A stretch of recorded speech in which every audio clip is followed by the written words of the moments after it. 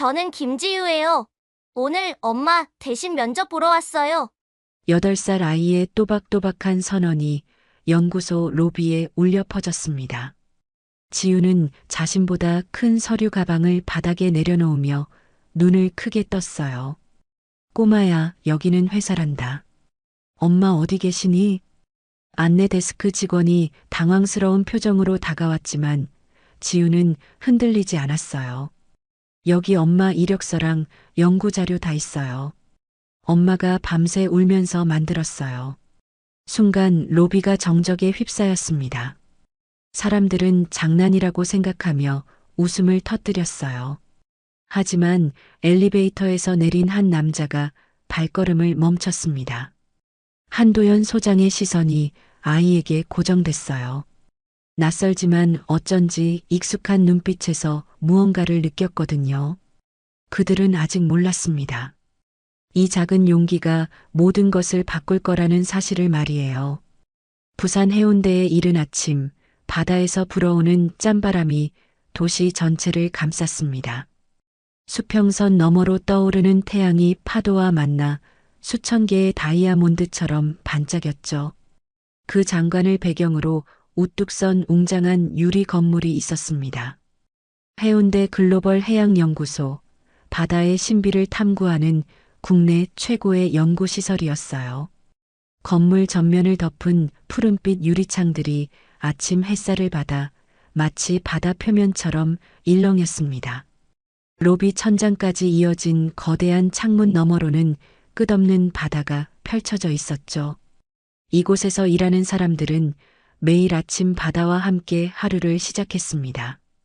오전 9시 정각, 자동문이 조용히 열리며 예상치 못한 방문객이 나타났습니다. 8살 김지유였어요. 아이는 자신보다 훨씬 큰 검은색 서류 가방을 오른손으로 질질 끌고 있었습니다. 가방 바퀴가 매끄러운 대리석 바닥에 닿을 때마다 작은 소음이 로비 전체에 울려 퍼졌어요. 지우는 오늘을 위해 특별히 차려입었습니다. 진한 네이비색 원피스에 흰색 카디건을 걸쳤고 검은 구두까지 반들반들하게 닦아 신었어요. 어머니가 새벽부터 정성스럽게 빗어준 머리는 양갈래로 깔끔하게 묶여 있었습니다. 하지만 아무리 어른스럽게 차려입어도 8살 아이는 8살 아이였죠. 작은 책으로는 넓은 로비를 건너는 것만으로도 마라톤을 하는 것처럼 벅차 보였습니다. 로비에는 이미 출근한 직원들과 방문객들로 북적거렸어요. 정장을 입은 연구원들이 서류를 들고 바삐 지나다니고 안내 데스크에서는 전화벨이 쉴 새 없이 울렸습니다. 그런 분주한 풍경 속에 갑자기 나타난 어린아이의 모습은 너무나 이질적이었어요. 처음에는 아무도 신경 쓰지 않았습니다. 누군가의 아이가 부모를 따라온 거라고 생각했거든요. 하지만 지유가 혼자서 로비 중앙까지 걸어 나오자 사람들의 시선이 하나둘 모이기 시작했습니다. 저 아이 누구 따라온 건가요? 엄마가 어디 갔을까요? 혹시 길을 잃은 건 아닐까요? 수군거리는 소리가 여기저기서 들렸어요. 모두들 호기심 가득한 표정으로 지유를 바라봤습니다. 이런 곳에 아이 혼자 있는 건 정말 드문 일이었거든요. 안내 데스크에 앉아있던 김민지 씨가 제일 먼저 움직였습니다.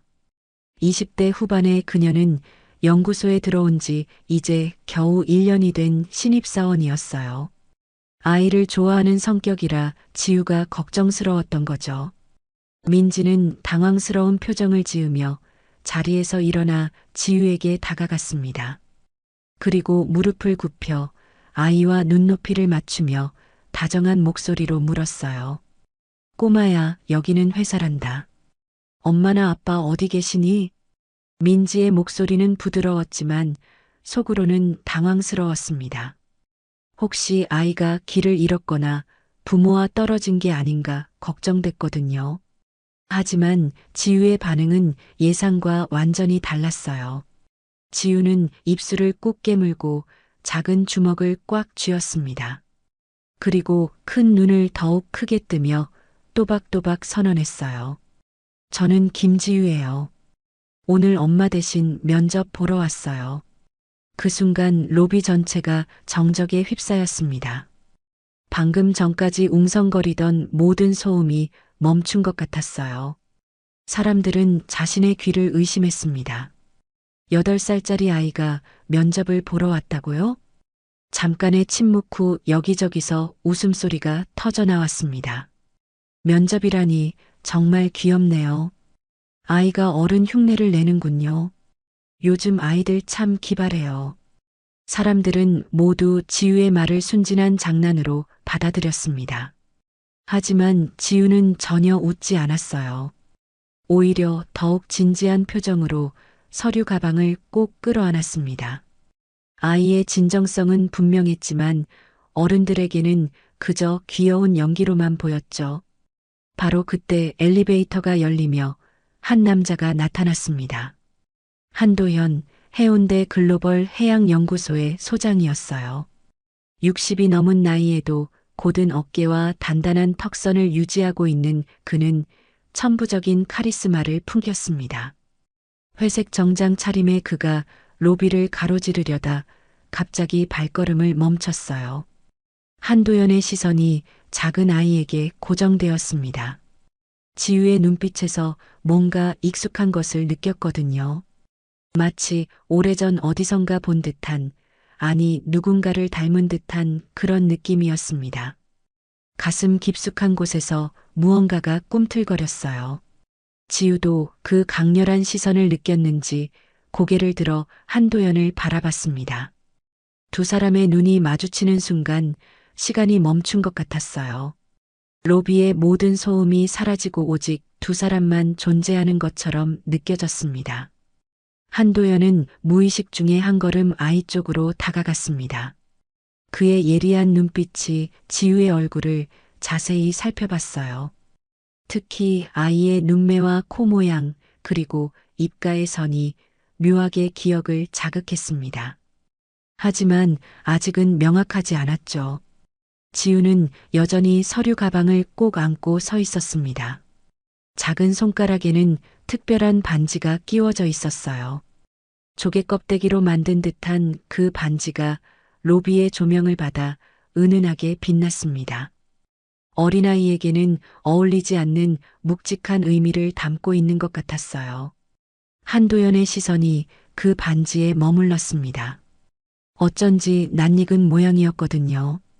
가슴속 깊은 곳에서 잊혀진 기억들이 꿈틀거리기 시작했어요. 20년 전의 기억, 아들과 관련된 무언가가 떠오르려 했습니다. 로비의 분위기가 미묘하게 변하고 있었어요. 처음에는 단순히 웃음거리였던 아이의 존재가 이제는 사람들을 진지하게 만들고 있었습니다. 특히 소장님이 직접 관심을 보이자 직원들의 표정도 달라졌죠. 지우는 주변의 변화를 느끼면서도 꿋꿋하게 자리를 지켰습니다.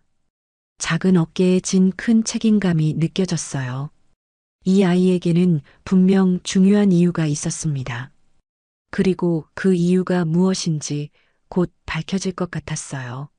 한도연은 더 이상 그냥 지나칠 수가 없었습니다. 이 작은 방문객이 단순한 우연이 아니라는 걸 직감했거든요. 운명이 다시 한번 그의 문 앞에 노크하고 있는 것 같았습니다. 로비에 있던 직원들이 하나둘 지우 주변으로 모여들었습니다. 모두들 당황스러운 표정이었어요. 아이를 어떻게 처리해야 할지 몰라 서로 눈치만 보고 있었죠. 안내 데스크에 김민지가 먼저 나섰습니다. 지우야, 면접은 어른이 하는 거란다. 엄마한테 전화해서 데리러 오시라고 할까? 민지의 목소리는 다정했지만 단호했어요. 다른 직원들도 고개를 끄덕이며 동조했습니다. 연구소는 아이들이 놀 곳이 아니었거든요. 하지만 지우는 전혀 물러서지 않았습니다. 아이는 무거운 서류 가방을 바닥에 조심스럽게 내려놓았어요. 가방이 대리석 바닥에 닿는 순간 둔탁한 소리가 울렸습니다. 그 소리만으로도 가방 안에 얼마나 많은 것들이 들어있는지 짐작할 수 있었어요. 지우는 작은 손으로 가방 지퍼를 천천히 열었습니다. 그 안에서 두툼한 서류 뭉치들이 모습을 드러냈어요. 정성스럽게 정리된 논문들과 연구 자료들이 가득했습니다. 아이는 떨리는 목소리로 말했어요. 여기 엄마 이력서랑 연구 자료 다 있어요. 엄마가 밤새 울면서 만들었어요. 그 순간 로비의 분위기가 확연히 달라졌습니다. 지우의 목소리에 담긴 절실함이 사람들의 마음을 건드린 거였어요. 아이의 눈가에는 눈물이 맺혀 있었지만 꾹 참고 있는 모습이 애처로웠습니다. 직원들도 순간 말을 잃었어요. 처음에는 단순한 아이의 장난이라고 생각했는데 상황이 생각보다 심각해 보였거든요. 엄마가 밤새 울면서 준비했다는 아이의 말이 가슴을 아프게 했습니다. 한도현 소장이 침묵을 깨며 지우에게 한 발짝 더 다가왔습니다. 그의 날카로운 시선이 아이를 정면으로 바라봤어요. 평소 온화한 미소를 보이지 않는 그였지만 지금은 더욱 차갑게 느껴졌습니다. 너 엄마 이름이 뭐니? 한도연의 목소리는 무심했지만 묘한 긴장감이 느껴졌어요. 마치 중요한 답을 기다리는 것 같았습니다. 지우는 고개를 들어 그를 똑바로 바라보며 대답했어요. 김소연이요. 해양 생태학 박사예요. 꼭 이 연구소에서 일하고 싶대요. 김소연이라는 이름이 나오자 한도연의 표정에 미묘한 변화가 일었습니다. 하지만 그것이 무엇인지는 아무도 알 수 없었어요. 그는 감정을 철저히 숨기는데 익숙한 사람이었거든요. 지우는 가방에서 서류들을 조심스럽게 꺼내기 시작했습니다. 첫 번째는 깔끔하게 정리된 이력서였어요. 김소연 박사의 학력과 경력이 한눈에 들어왔습니다. 독일킬 대학교에서 해양생태학 박사 학위를 취득했고 여러 국제학회에서 논문을 발표한 이력이 빼곡했어요. 두 번째로 나온 것은 연구 논문들이었습니다. 독일 해양생물학회에서 발표한 희귀 어종 연구 성과가 눈에 띄었어요. 특히 동해안 심해 생태계에 관한 연구는 국제적으로도 주목받을 만한 내용이었습니다. 한도연의 시선이 논문 제목들을 훑어 내려갔습니다. 그의 눈동자가 특정 학회 이름에서 멈췄어요. 독일킬 해양연구소 국제 심포지엄이었습니다. 그 이름이 왜 낯익은지 기억을 더듬어 봤죠. 갑자기 20년 전의 기억이 스쳤습니다. 아들 도준이 독일에서 보낸 편지에 그 학회 이야기가 있었던 것 같았어요. 하지만 확실하지는 않았습니다. 너무 오래된 일이었거든요. 지우는 마지막으로 작은 봉투 하나를 꺼냈습니다. 그 안에는 각종 수료증과 추천서들이 들어 있었어요. 모든 서류가 정말 정성스럽게 준비되어 있었습니다. 한 사람의 인생이 고스란히 담긴 포트폴리오였죠. 아이는 서류들을 한도연 앞에 정리해 놓고 다시 입을 열었습니다. 엄마가 아프셔서 병원에 계세요. 대신 제가 약속을 지켜야 했어요. 지우의 목소리에는 강한 의지가 담겨 있었어요.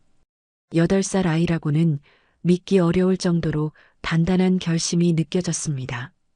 엄마와의 약속을 지키기 위해 이 무거운 짐을 지고 온 거였어요. 한도연은 서류들을 천천히 들여다봤습니다. 김소연 박사의 연구 성과는 정말 인상적이었어요. 특히 희귀 어종 보존에 관한 연구는 연구소에서도 필요로 하는 분야였습니다. 하지만 그보다 더 그의 관심을 끄는 것이 있었어요. 논문 중 하나에서 공동 연구자의 이름을 발견한 거였습니다. 한도준이라는 이름이 작게 적혀 있었어요.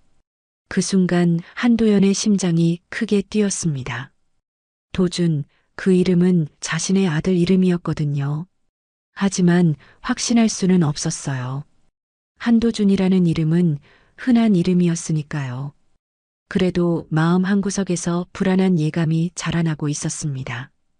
혹시 이 아이와 자신 사이에 어떤 연결고리가 있는 건 아닐까요? 지우는 한도연의 변화하는 표정을 놓치지 않았어요. 아이답지 않게 예리한 관찰력을 보였습니다. 그리고 조심스럽게 물었어요. 소장님, 엄마가 이 연구소에서 일할 수 있을까요? 그 질문에 한도연은 대답하지 못했습니다. 머릿속이 너무 복잡했거든요. 김소연이라는 여성과 아들 도준 사이에 어떤 관계가 있었던 것 같았어요. 그리고 이 아이가 혹시 자신과도 관련이 있는 건 아닌지 의심스러웠습니다.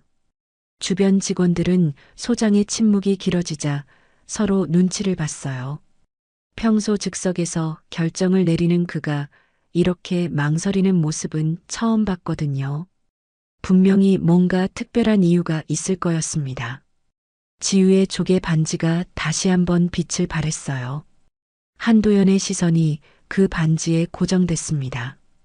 어디선가 본 것 같은 느낌이 더욱 강해졌어요.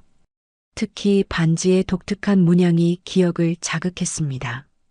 20년 전 아들이 누군가에게 특별한 선물을 준다고 했던 기억이 어렴풋이 떠올랐어요. 그때 아들이 보여준 조개 반지와 지금 아이가 끼고 있는 반지가 똑같아 보였거든요. 한도연은 차갑던 표정에서 알 수 없는 미묘한 감정을 드러냈습니다. 당황스러움과 두려움, 그리고 묘한 기대감이 뒤섞인 복잡한 감정이었어요. 이 작은 아이가 단순한 방문객이 아니라는 확신이 더욱 강해졌습니다. 로비의 분위기는 점점 무거워지고 있었어요.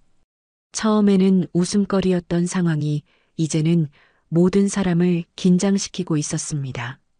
지우 하나 때문에 연구소 전체가 술렁이고 있었거든요.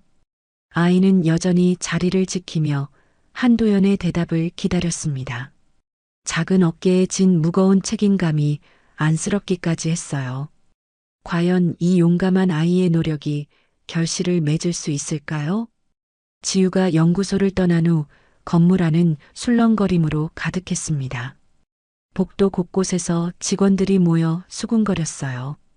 8살 아이가 엄마 대신 면접을 보러 왔다는 이야기는 순식간에 연구소 전체로 퍼졌습니다. 누군가는 감동적이라고 했고 또 누군가는 의심스럽다고 했어요. 오후 2시 연구소 12층 회의실에서는 임시 간부 회의가 열렸습니다. 길쭉한 회의용 테이블 한편에 박유라가 앉아 있었어요. 42살의 그녀는 연구소 인사 책임자로 일한 지 벌써 10년이 넘었습니다. 날카로운 인상에 항상 완벽하게 올린 머리, 그리고 차가운 미소가 특징이었죠. 유라는 손가락으로 테이블을 톡톡 두드리며 냉소적인 표정을 지었어요. 그녀의 머릿속에는 이미 계산이 끝나 있었습니다. 이번 일을 어떻게 활용할지 말이에요. 소장님, 이런 식으로 채용 절차를 진행하는 게 옳다고 생각하십니까? 유라의 목소리에는 날선 비판이 담겨 있었어요. 회의실에 있던 다른 임원들의 시선이 그녀에게 집중됐습니다. 평소 직설적인 성격으로 유명한 그녀였지만 오늘은 특히 공격적이었어요. 아이를 들여보내고 그걸 감동 스토리로 포장하는 건 위험하지 않습니까? 우리 연구소의 공정성에 문제가 제기될 수 있어요. 유라의 말에 일부 임원들이 고개를 끄덕였습니다. 특히 재무 담당 이사와 총무부장이 의미심장한 눈빛을 주고받았어요. 그들도 이번 채용건에 대해 의구심을 품고 있었거든요. 한도연 소장은 침묵을 유지했습니다. 김소연이라는 이름과 그 아이에 대한 생각으로 머릿속이 복잡했어요. 하지만 유라의 공격적인 태도가 마음에 들지 않았습니다. 유라는 속으로 미소를 지었어요. 계획대로 흘러가고 있었거든요. 사실 그녀에게는 숨겨진 의도가 있었습니다. 김소연을 무너뜨려서 자신의 입지를 강화하고 나아가 차기 소장 자리까지 노릴 생각이었어요. 게다가 김소연 씨의 경력을 보니 독일에서 오래 있었더군요. 우리나라 해양 생태계와는 다른 환경에서 연구한 사람이 과연 우리 연구소에 적합할까요? 유라는 교묘하게 의심의 씨앗을 뿌렸어요. 직접적으로 비난하지 않으면서도 은근히 부정적인 인상을 심어주는 전략이었습니다.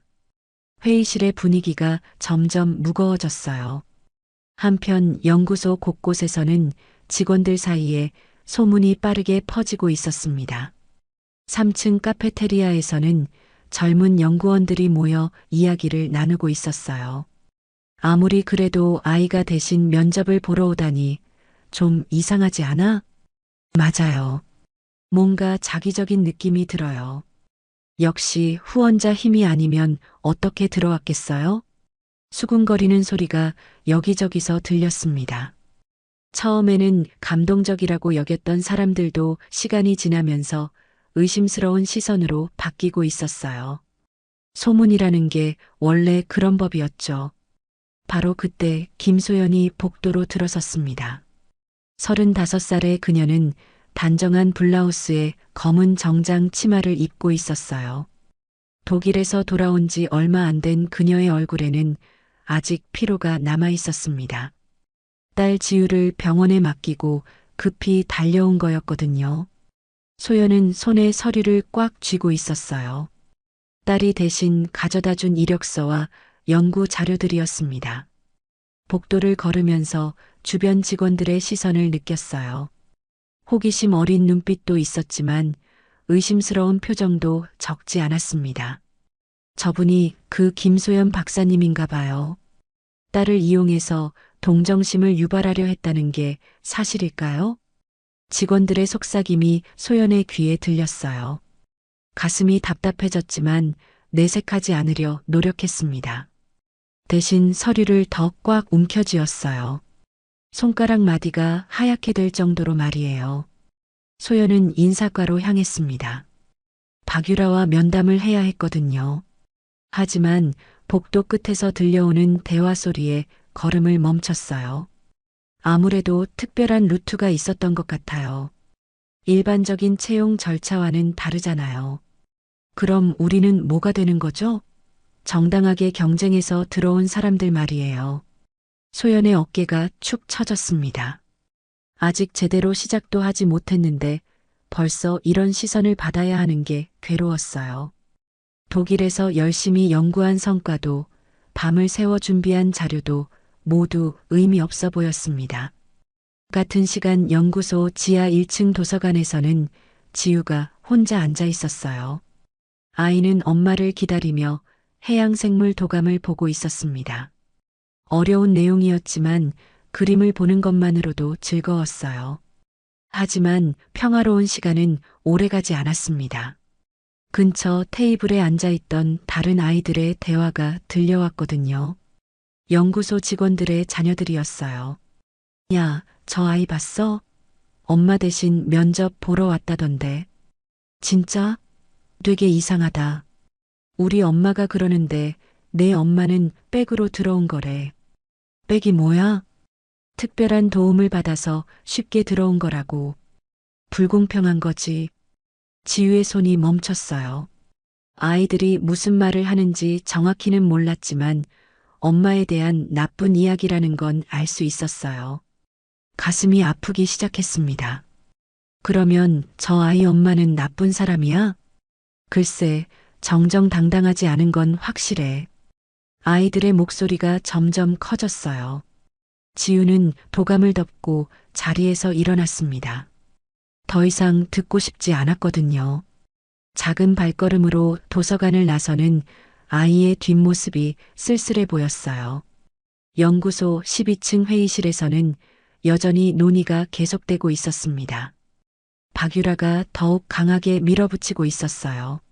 소장님, 이 일이 언론에 알려지면 어떻게 되겠습니까? 우리 연구소의 공정성에 큰 타격이 될 거예요. 한도연은 드디어 입을 열었습니다.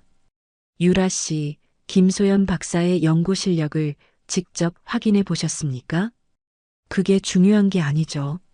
절차의 문제라고요. 유라는 물러서지 않았어요. 오히려 더욱 공격적으로 나왔습니다. 다른 임원들도 그녀의 편에 서는 듯한 분위기였어요. 한도연은 깊은 한숨을 쉬었습니다. 김소연과 지우 모녀에 대한 궁금증이 커질수록 주변의 시선은 더욱 차가워지고 있었어요. 이 상황을 어떻게 해결해야 할지 고민이 깊어갔습니다. 오후 5시 소연은 딸과 함께 연구소를 나섰습니다. 모녀는 나란히 걸으면서도 말이 없었어요. 둘 다 오늘 하루 동안 느꼈던 시선들 때문에 마음이 무거웠거든요. 지우가 조심스럽게 물었어요. 엄마, 우리가 나쁜 일을 한 걸까요? 소연은 딸의 손을 꽉 잡았습니다. 어떻게 대답해야 할지 몰랐어요. 자신들은 아무 잘못도 하지 않았는데 벌써 연구소에서 고립되어 가고 있었습니다. 석양이 지는 해운대 바닷가를 걸으며 모녀는 각자의 생각에 잠겼어요. 앞으로 어떤 일들이 기다리고 있을까요? 과연 이 어려움을 헤쳐나갈 수 있을까요? 불안한 마음만 커져갔습니다. 일주일 후 연구소 대회의실에서는 올해 최대 규모 프로젝트 발표 회의가 열렸습니다. 동해안 심해 생태계 복원 사업에 관한 중요한 논의였어요. 연구소의 모든 주요 인력이 참석한 자리였습니다. 긴 타원형 테이블 주위로 30여 명의 연구원과 임원들이 앉아 있었어요. 김소연은 테이블 끝자락에 조용히 앉아 있었습니다. 지난 일주일 동안 느꼈던 시선들 때문에 어깨가 움츠러들어 있었어요. 검은색 정장 차림이었지만 평소보다 핏기 없는 얼굴색이 역력했습니다. 손에 쥔 자료를 보는 척하면서도 집중하기 어려웠어요. 한도연 소장이 회의를 주재했습니다. 프로젝트의 전반적인 방향성에 대해 설명하고 있었죠. 그의 목소리가 회의실에 울려 퍼졌지만 소연에게는 멀게 느껴졌습니다. 마음이 불안해서 제대로 들리지 않았거든요. 이번 프로젝트는 우리 연구소의 위상을 한 단계 높일 수 있는 중요한 기회입니다. 한도연의 설명이 계속되는 동안 박유라는 냉정한 표정으로 소연을 바라봤어요. 그녀는 오늘을 위해 치밀하게 준비해 왔습니다. 김소연을 완전히 무너뜨릴 기회를 노리고 있었거든요. 프로젝트 개요 설명이 끝나갈 무렵 유라가 손을 번쩍 들었습니다. 회의실의 시선이 그녀에게 집중됐어요. 유라는 의미심장한 미소를 지으며 입을 열었습니다. 소장님, 질문이 있습니다. 한도연이 고개를 끄덕이자 유라는 천천히 일어섰어요. 그리고 시선을 소연에게 고정했습니다. 마치 사냥감을 노려보는 맹수 같았어요. 김소연 씨께 직접 묻고 싶은 게 있는데요. 순간 회의실의 분위기가 미묘하게 변했습니다. 모든 사람의 관심이 유라와 소연에게 쏠렸어요.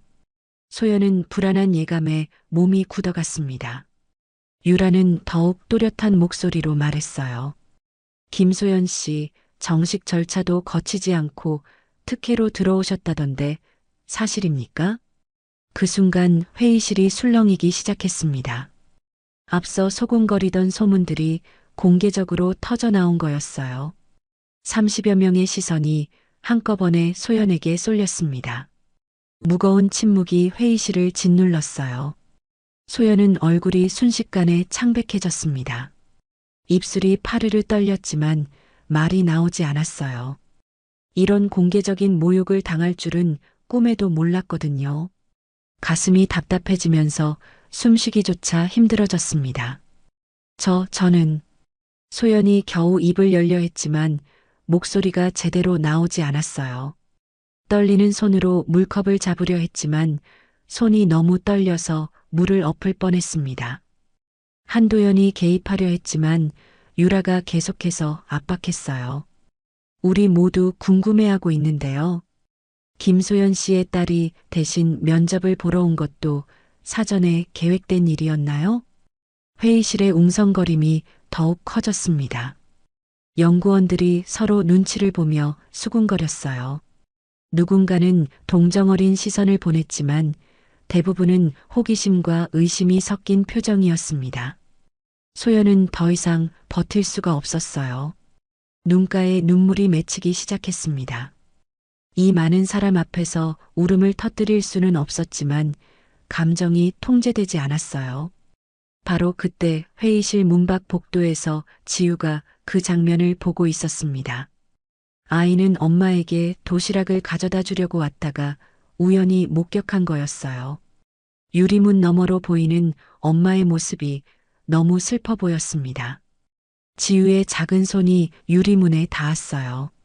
엄마가 저렇게 힘들어하는 모습을 보는 게 견딜 수 없었거든요. 아이의 눈에도 눈물이 고였습니다. 회의실 안에서는 여전히 어색한 침묵이 계속됐어요. 소연은 고개를 푹 숙이고 있었고 유라는 만족스러운 표정을 감추지 않았습니다. 목적을 달성한 거였거든요. 한도연이 회의를 중단시키려 했지만 이미 분위기는 돌이킬 수 없을 정도로 악화되어 있었어요. 소연에 대한 의혹과 소문들이 공개적으로 확산된 이상 되돌리기 어려웠습니다. 소연은 결국 자리에서 일어났어요. 더 이상 그 자리에 있을 수가 없었거든요. 떨리는 다리로 겨우 걸음을 옮겼습니다. 회의실을 나서는 그녀의 뒷모습이 처량해 보였어요. 복도에서 기다리고 있던 지우가 엄마에게 달려왔습니다. 아이는 엄마의 손을 꽉 잡으며 말했어요. 엄마, 그냥 포기할래? 지우의 눈빛에는 깊은 걱정이 서려 있었습니다. 엄마가 이렇게 힘들어하는 모습을 보는 게 너무 괴로웠거든요. 차라리 포기하고 다른 길을 찾는 게 나을 것 같았어요. 하지만 그 순간 소연의 가슴이 저며왔습니다. 딸마저 포기하라고 하는 상황이 현실로 다가온 거였어요. 자신의 꿈을 위해 딸까지 힘들게 한 게 아닌가 하는 죄책감이 몰려왔습니다. 모녀는 말없이 연구소를 나섰어요. 해운대의 바닷바람이 그들의 지친 얼굴을 스쳤습니다. 집으로 가는 길이 유난히 멀게 느껴졌어요. 그날 밤 소연은 잠들지 못했습니다. 거실 소파에 앉아 딸이 자는 방을 바라봤어요. 지우는 피곤했는지 깊이 잠들어 있었습니다. 평화로운 잠자리와 대조적으로 소연의 마음은 폭풍우가 몰아치고 있었어요. 소연은 조용히 딸의 방으로 들어가 잠든 아이의 얼굴을 쓰다듬었습니다. 지우의 작은 손에는 여전히 조개 반지가 끼워져 있었어요.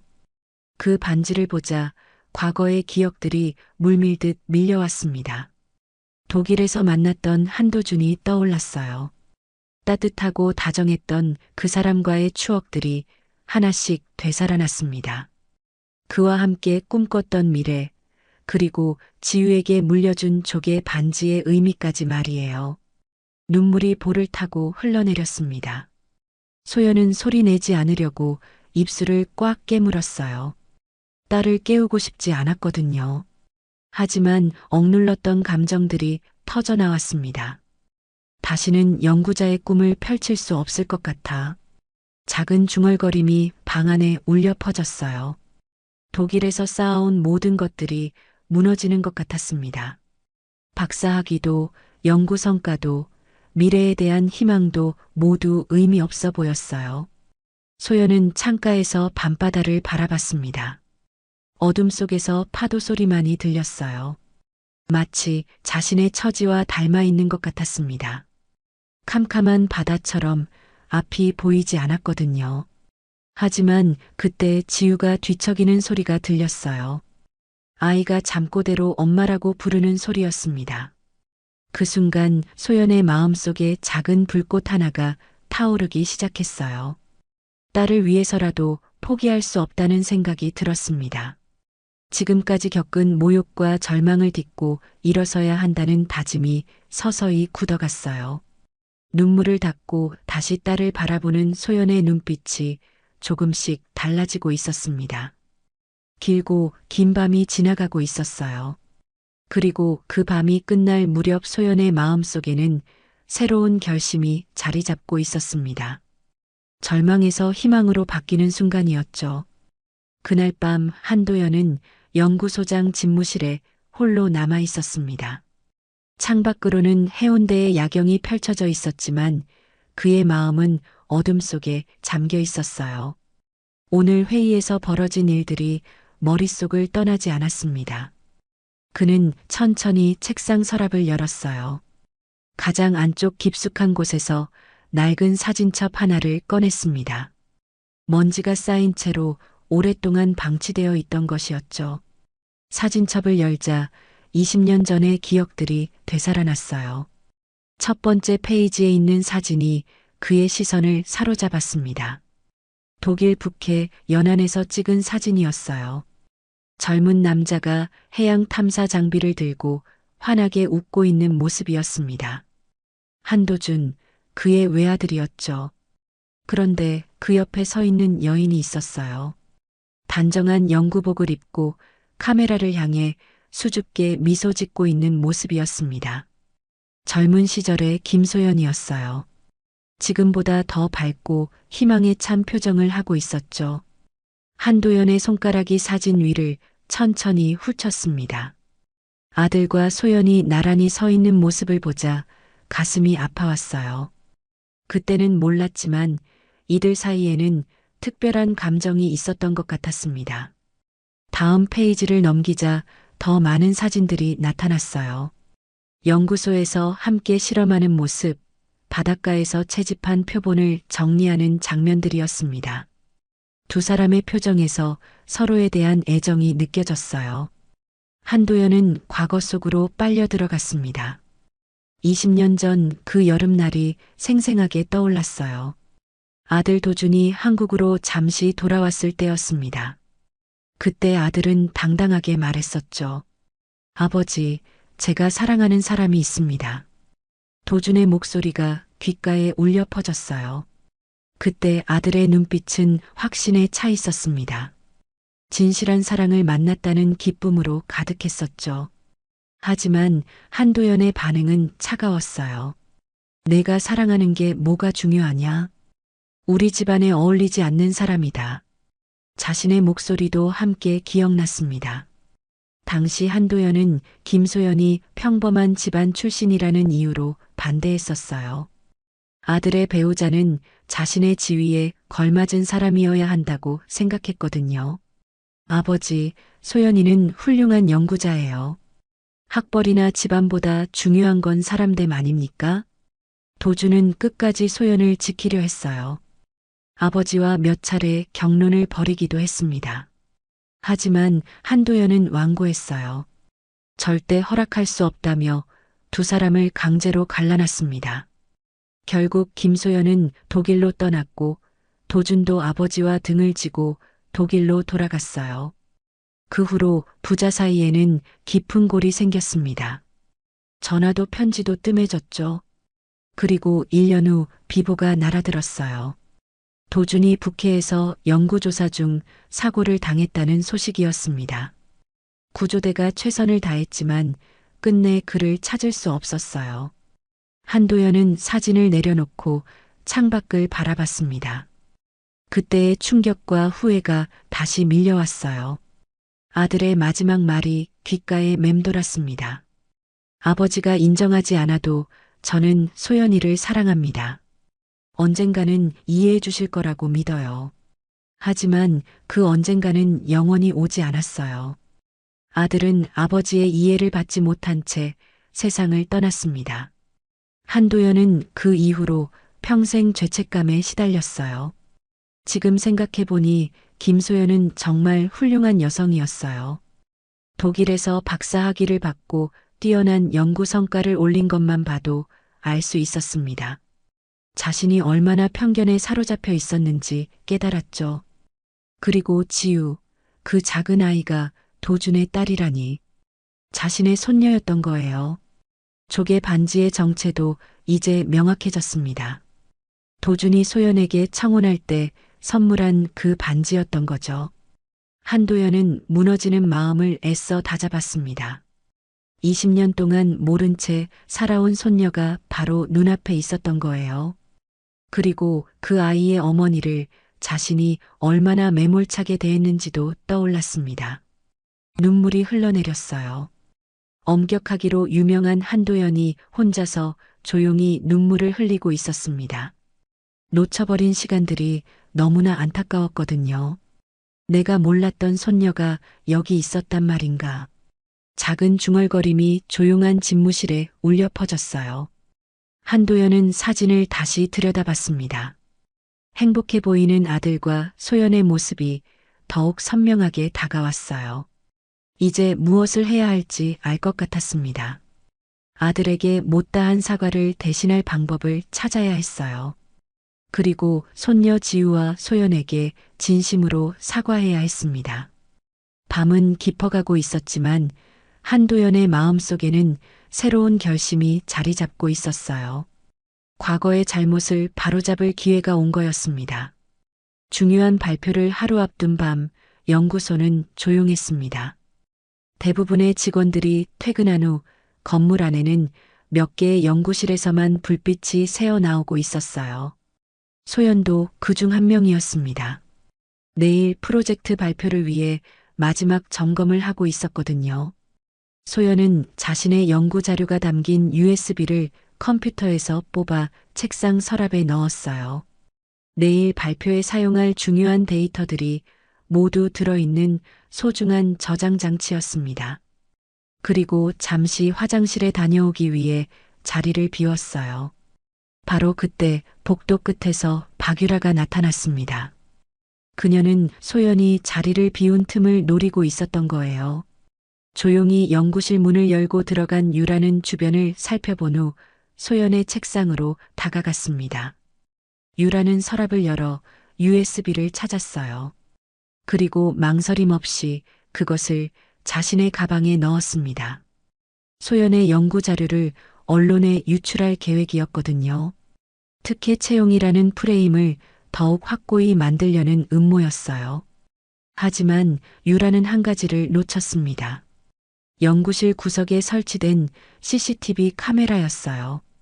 그리고 더 중요한 건 화장실에 다녀오던 지우가 복도에서 그 장면을 목격했다는 사실이었습니다. 지우는 엄마에게 야식을 가져다 주려고 연구소에 왔었어요. 하지만 유라가 엄마 연구실에서 뭔가를 가져가는 모습을 보고 깜짝 놀랐습니다. 아이는 본능적으로 그것이 잘못된 일이라는 걸 알았어요. 영리한 지우는 즉시 행동에 나섰습니다. 복도 천장에 있는 CCTV를 향해 손짓하며 유라를 가리켰어요. 마치 카메라에게 증거를 남겨달라고 부탁하는 것처럼 말이에요. 그리고 유라가 가져간 것이 무엇인지 확인하기 위해 엄마 연구실로 들어갔습니다. 다음 날 아침 부산 지역 언론사들에는 충격적인 기사가 쏟아져 나왔습니다. 해운대 글로벌 해양연구소 특혜 채용 스캔들이라는 제목의 기사들이 포털 사이트 메인을 장식했어요. 모든 기사에는 김소연의 연구 자료와 개인정보가 상세히 노출되어 있었습니다. 연구소는 발칵 뒤집혔어요. 직원들이 출근하자마자 인터넷 기사를 확인하며 술렁거렸습니다. 평소보다 훨씬 무거운 분위기였어요. 소연은 기사를 보고 충격에 빠졌습니다. 자신의 개인정보가 어떻게 외부로 유출되었는지 알 수 없었거든요. 오전 10시 한도연 소장은 긴급회의를 소집했습니다. 연구소의 모든 주요 인력이 대회의실에 모였어요. 분위기는 험악했습니다. 언론 보도로 인해 연구소의 이미지에 큰 타격이 있었거든요. 회의가 시작되자 모든 시선이 소연에게 쏠렸습니다. 비난과 의심이 섞인 눈빛들이었어요. 누군가 작은 목소리로 중얼거렸습니다. 결국 정보까지 유출되었네요. 이제 연구소 전체가 욕먹겠어요. 소연은 고개를 들 수가 없었어요. 억울하다고 말하고 싶었지만 상황이 너무 불리했습니다. 자신의 연구 자료가 어떻게 외부로 나갔는지 설명할 방법이 없었거든요. 박유라는 의자에 앉아 만족스러운 표정을 감추고 있었어요. 계획이 성공적으로 진행되고 있었습니다. 이제 김소연을 완전히 매장시킬 수 있을 것 같았거든요. 한도연이 회의를 주재하려던 그때였습니다. 갑자기 회의실 문이 열리며 작은 인물이 나타났어요. 8살 지우였습니다. 아이는 손에 태블릿을 들고 있었어요. 죄송해요. 중요한 말씀이 있어서 왔어요. 지우의 등장에 회의실이 술렁거렸습니다. 어른들의 중요한 회의에 아이가 들어온 상황이 당황스러웠어요. 하지만 지우는 전혀 위축되지 않았습니다. 아이는 태블릿 화면을 들어 보이며 또박또박 말했어요. 이모가 엄마 USB 가져가는 거 CCTV에 찍혔어요. 순간 회의실이 정적에 휩싸였습니다. 지우가 보여준 영상에는 어젯밤 박유라가 소연의 연구실에서 USB를 가져가는 장면이 선명하게 담겨 있었어요. 그리고 복도에서 CCTV를 향해 손짓하는 지우의 모습도 함께 보였습니다. 영상은 논란의 여지가 없을 정도로 명확했어요. 유라가 서랍을 열어 뭔가를 꺼내 자신의 가방에 넣는 모습이 고스란히 녹화되어 있었습니다. 시간까지 정확히 표시되어 있어서 조작할 수도 없었어요. 회의실의 모든 사람들이 충격에 빠졌습니다. 특히 박유라는 얼굴이 하얗게 질려서 말을 잇지 못했어요. 자신의 계획이 완전히 무너지는 순간이었습니다. 이건 오해입니다. 유라가 변명하려 했지만 영상은 너무나 명확했어요. 변명의 여지가 없었습니다. 다른 임원들도 유라를 향해 의심스러운 시선을 보내기 시작했어요. 소연은 믿을 수 없다는 표정으로 영상을 바라봤습니다. 자신을 모함하기 위해 이런 일까지 벌인 것에 충격을 받았어요. 하지만 동시에 진실이 밝혀진 것에 안도감을 느꼈습니다. 지우는 태블릿을 내려놓고 유라를 똑바로 바라봤어요. 이모는 왜 엄마를 나쁜 사람으로 만들려고 하세요? 아이의 순수한 질문이 회의실에 울려 퍼졌습니다. 어른들의 음모와 대비되는 지우의 순진함이 더욱 비참함을 드러냈어요. 한도연은 영상을 보고 모든 상황을 파악했습니다. 그리고 결심을 굳혔어요. 더 이상 숨길 필요가 없었습니다. 진실을 밝힐 때가 온 거였어요. 소장은 천천히 단상에 올라섰습니다. 회의실의 모든 시선이 그에게 집중됐어요. 평소보다 더욱 엄숙한 표정이었습니다. 여러분에게 중요한 사실을 알려드리겠습니다. 한도연의 목소리가 회의실에 울려 퍼졌어요. 모든 사람이 숨을 죽이고 그의 다음 말을 기다렸습니다. 김소연 박사는 내 아들의 연인이었습니다. 그리고 지우는 내 친손녀입니다. 그 순간 회의실이 완전히 술렁거렸어요. 누구도 예상하지 못한 충격적인 고백이었습니다. 모든 사람의 입이 떡 벌어졌어요. 소연도 깜짝 놀란 표정으로 한도연을 바라봤습니다. 도준의 아버지가 바로 이 연구소의 소장이었다니. 운명의 장난 같은 일이었어요. 박유라는 더 이상 말을 할 수 없었습니다. 상황이 완전히 뒤바뀐 거였어요. 자신의 모든 계획이 물거품이 되었을 뿐만 아니라 오히려 자신이 궁지에 몰렸습니다. 한도연의 고백으로 회의실의 분위기는 완전히 바뀌었어요. 이제 모든 사람이 진실을 알게 되었습니다. 그리고 누가 진짜 악역인지도 명확해졌죠. 한도연의 충격적인 고백이 끝나자 회의실은 순간 죽음 같은 정적에 잠겼습니다. 공기조차 멈춘 것 같은 침묵이었어요. 30여 명의 사람들이 모두 숨을 죽이고 있었습니다. 누구도 이런 반전을 예상하지 못했거든요. 하지만 그 침묵은 오래가지 않았어요. 곧 여기저기서 작은 웅성거림이 터져나오기 시작했습니다. 임원들과 연구원들이 서로 놀란 눈빛을 교환했어요. 재무 담당 이사는 믿을 수 없다는 표정으로 고개를 저었습니다. 그에게는 이 모든 상황이 너무나 극적으로 느껴졌어요. 반면 몇몇 젊은 연구원들은 안도의 미소를 지었습니다. 그들은 소연에게 동정적이었거든요. 정말 그럴 수가 있을까요? 소장님께서 거짓말하실 분은 아니잖아요.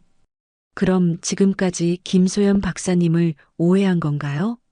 수군거리는 소리가 회의실 곳곳에서 들렸어요. 분위기가 급격히 바뀌고 있었습니다.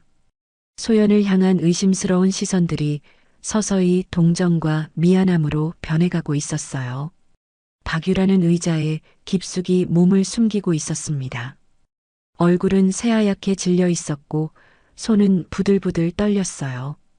자신의 모든 계획이 무너져 내린 충격이 컸습니다. 무엇보다 자신의 비리가 모든 사람 앞에서 폭로된 것이 치명적이었어요. 한도연은 단상에서 유라를 내려다봤습니다.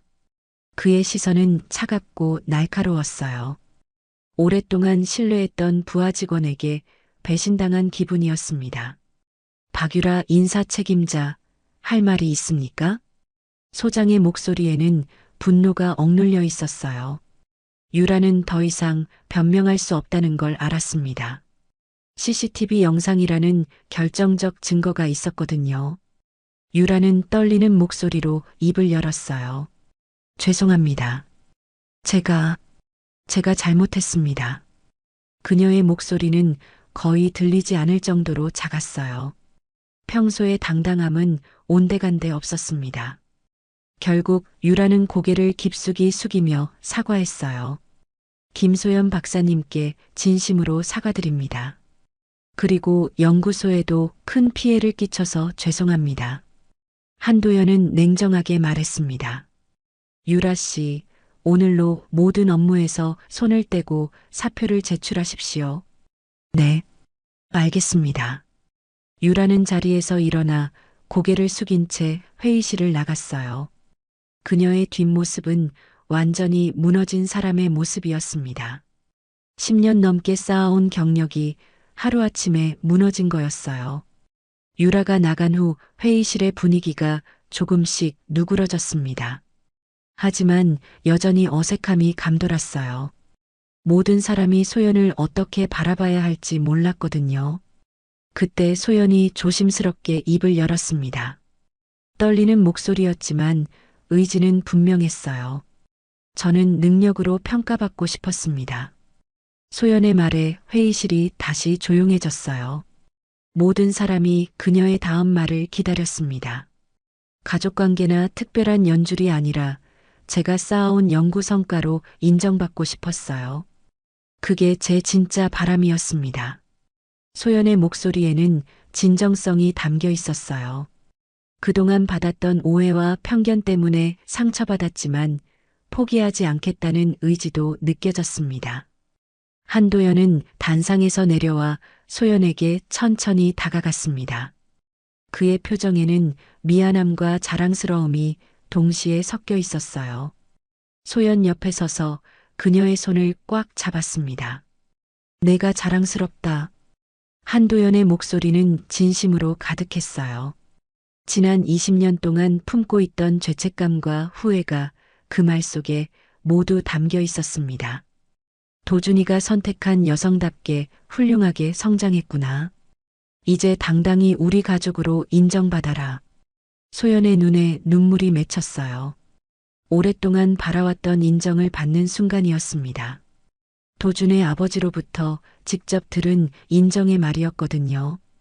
회의실 한쪽에서 지우가 엄마를 향해 환하게 웃고 있었어요. 아이도 분위기가 좋아진 걸 느꼈습니다. 엄마가 더 이상 힘들어하지 않아도 될 것 같았거든요.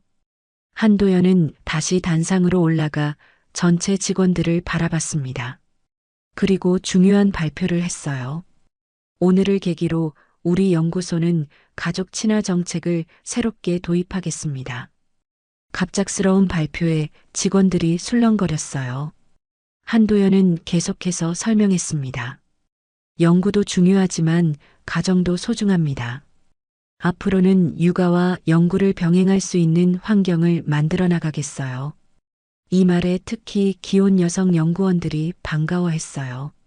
그동안 가정과 일을 양립하기 어려워했던 그들에게는 희소식이었거든요. 이제 연구도 가정도 함께 지켜야 한다는 것이 우리 연구소의 새로운 가치가 될 것입니다. 한도연의 선언에 회의실 곳곳에서 박수가 터져 나왔어요. 처음에는 몇 명이 시작했지만 곧 전체로 퍼져나갔습니다. 진심 어린 박수 소리가 회의실을 가득 채웠어요. 이정민 부소장이 일어서서 말했습니다. 김소연 박사님, 진심으로 사과드립니다. 그동안 오해가 있었네요. 다른 연구원들도 하나둘 일어나 소연에게 사과했어요. 특히 젊은 연구원들은 진심으로 미안해했습니다. 그들도 소문에 휩쓸려 소연을 오해했던 것을 후회하고 있었거든요. 소연은 고개를 숙여 인사했습니다. 저도 부족한 점이 많았어요. 앞으로 더 열심히 하겠습니다. 그녀의 겸손한 태도에 사람들이 더욱 호감을 느꼈어요. 실력과 인성을 모두 갖춘 연구자라는 인상을 받았습니다. 지우는 엄마 곁으로 달려가 손을 잡았어요. 모녀가 나란히 서 있는 모습이 따뜻해 보였습니다. 더 이상 숨거나 위축될 필요가 없었어요. 한도연은 손녀를 바라보며 미소 지었습니다. 이제야 진짜 가족으로 만날 수 있게 된 거였어요. 지난 20년 동안 놓쳤던 시간이 아쉬웠지만 앞으로 더 많은 시간을 함께할 수 있을 거였습니다. 회의는 이전과는 완전히 다른 분위기로 마무리되었어요. 소연에 대한 의혹과 비난은 모두 사라졌습니다. 대신 그녀를 제대로 인정하고 받아들이는 분위기가 형성됐어요. 모녀는 처음으로 당당히 인정받은 순간을 맞았습니다. 더 이상 숨길 것도 부끄러워할 것도 없었어요. 소연의 실력과 지우의 용기가 모든 오해를 풀어낸 거였습니다. 회의실을 나서며 소연은 딸의 손을 꽉 잡았어요. 앞으로도 어려운 일들이 있을 수 있지만 이제는 혼자가 아니었습니다.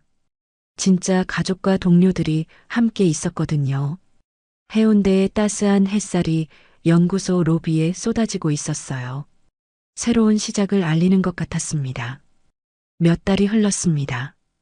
부산 해운대 앞바다에는 가을 햇살이 부드럽게 내리쬐고 있었어요.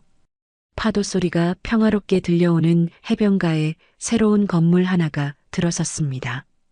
해운대 해양생태재단이라는 간판이 햇빛에 반짝이고 있었어요. 오늘은 재단의 공식 설립식 날이었습니다. 넓은 야외 무대가 바다를 배경으로 설치되어 있었어요. 하얀 천막 아래로 수백 명의 사람들이 모여 있었습니다.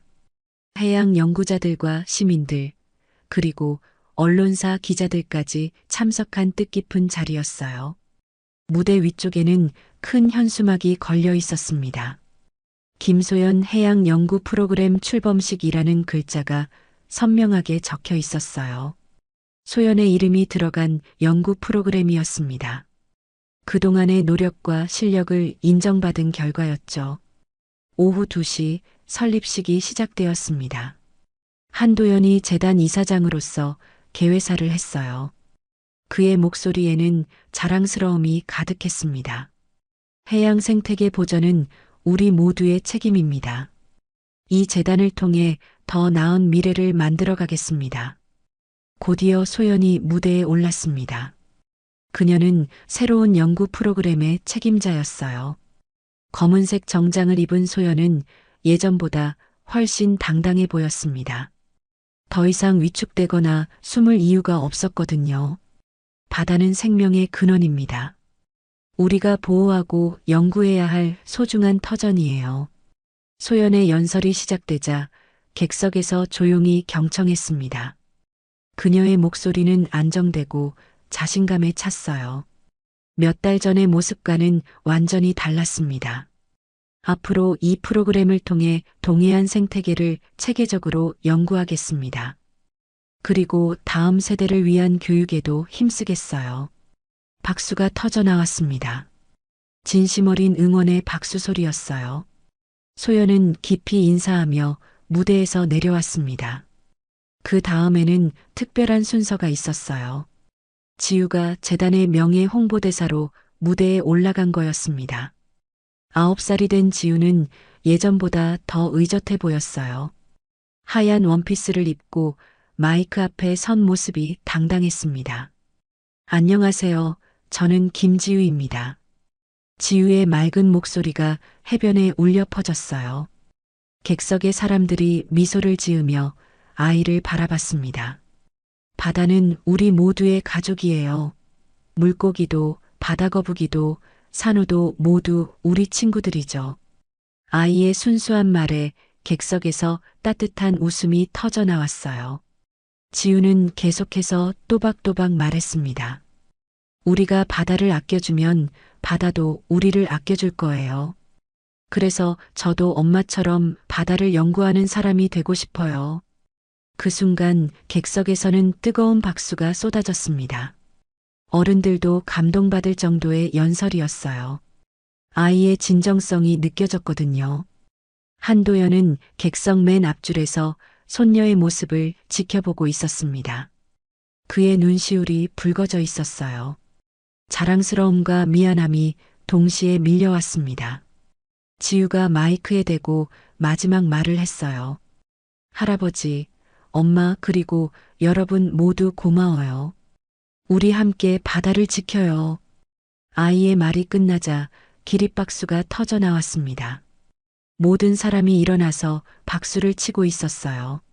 지우는 깊이 인사하며 무대에서 내려왔습니다. 한도연은 지난 시간들을 떠올렸습니다. 20년 전 자신의 오만과 편견 때문에 아들을 잃었던 아픈 기억이 스쳤어요. 하지만 이제는 달랐습니다. 손녀와 며느리를 통해 새로운 기회를 얻었거든요. 도준아, 내가 선택한 사람이 정말 훌륭하구나. 이제야 알 것 같다. 마음속으로 아들에게 사과하며 속죄할 수 있음을 깨달았어요. 늦었지만 진정한 가족의 의미를 배우게 된 거였습니다. 설립식이 끝난 후 세 사람은 조용한 해변으로 걸어갔습니다. 오후의 햇살이 파도와 만나며 반짝이고 있었어요. 멀리서는 갈매기들이 자유롭게 날고 있었습니다. 소연은 딸의 손을 잡고 천천히 걸었어요. 한도연은 그 옆에서 함께 걸음을 맞췄습니다.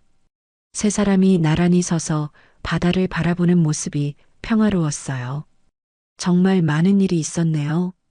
소연이 감회에 젖은 목소리로 말했습니다. 몇 달 전만 해도 상상할 수 없었던 일들이었어요. 힘든 시간이었지만 결국 좋은 결과가 나왔구나. 한도연도 마음 깊이 안도하고 있었어요. 잃어버린 가족을 되찾은 기분이었습니다. 해가 서서히 지기 시작했어요. 하늘이 붉은 빛으로 물들어가고 있었습니다. 노을이 바다 위에 길게 늘어져 장관을 이루고 있었어요. 지우는 엄마와 할아버지 사이에 서서 두 사람의 손을 꽉 잡았습니다. 아이의 작은 손에는 여전히 조개 반지가 끼워져 있었어요. 노을빛을 받아 더욱 아름답게 반짝이고 있었습니다. 엄마, 할아버지. 지우가 두 사람을 번갈아 보며 밝게 웃었어요. 그리고 또박또박 말했습니다. 우린 이제 진짜 가족이야. 아이의 말에 소연과 한도연이 동시에 미소 지었어요. 정말 오랫동안 기다려온 순간이었습니다. 혈연뿐만 아니라 마음으로도 하나가 된 진짜 가족이 된 거였어요. 바닷바람이 세 사람의 얼굴을 부드럽게 어루만졌습니다. 파도 소리가 자장가처럼 들려왔어요. 멀리 수평선 너머로 해가 완전히 사라지고 있었지만 그들의 마음은 따뜻했습니다. 조개 반지가 마지막 햇살을 받아 한 번 더 반짝였어요. 그 빛은 과거와 현재를 이어주는 다리 같았습니다.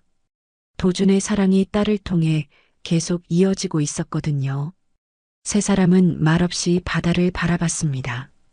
앞으로도 많은 날들이 기다리고 있었지만 이제는 혼자가 아니었어요. 서로를 의지하며 함께 걸어갈 가족이 있었습니다. 해운대의 밤이 조용히 시작되고 있었어요. 새로운 하루가, 새로운 희망이 그들을 기다리고 있었습니다. 바다처럼 넓고 깊은 사랑으로 말이에요.